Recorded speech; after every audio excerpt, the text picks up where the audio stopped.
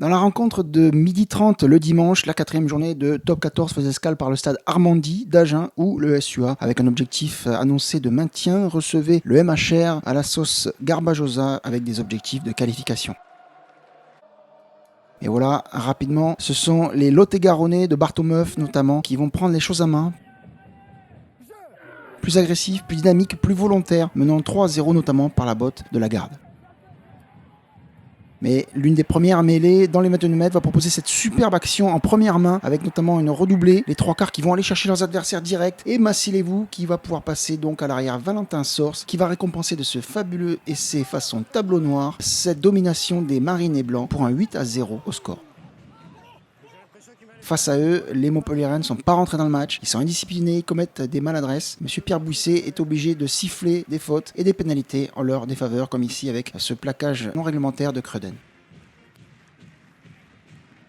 L'ancien Racingman Raphaël Lagarde sera l'un des grands hommes de cette rencontre, il passe 3 nouveaux points et les Montpelliérains après le water break se doivent de réagir.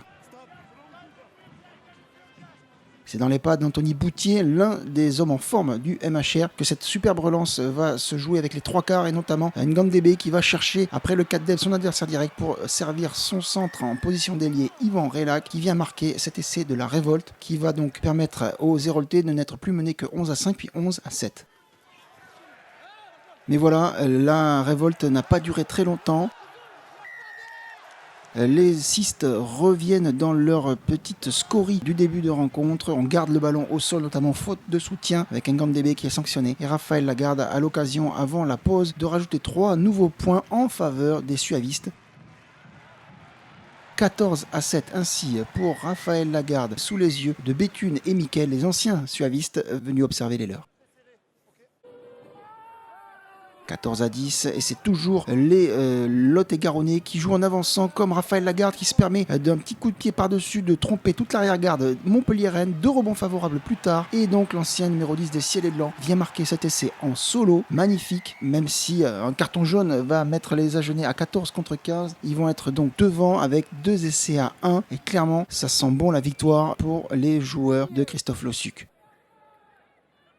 D'autant plus que la conquête est plutôt en leur faveur, l'agressivité, le jeu au sol, la défense. Et c'est vrai que c'est un petit peu compliqué pour les hommes de Garbajosa qui voient Raphaël Lagarde rajouter 3 nouveaux points avec une pénalité en moyenne position pour le plus grand bonheur des quelques 6000 participants du côté du stade Armandie.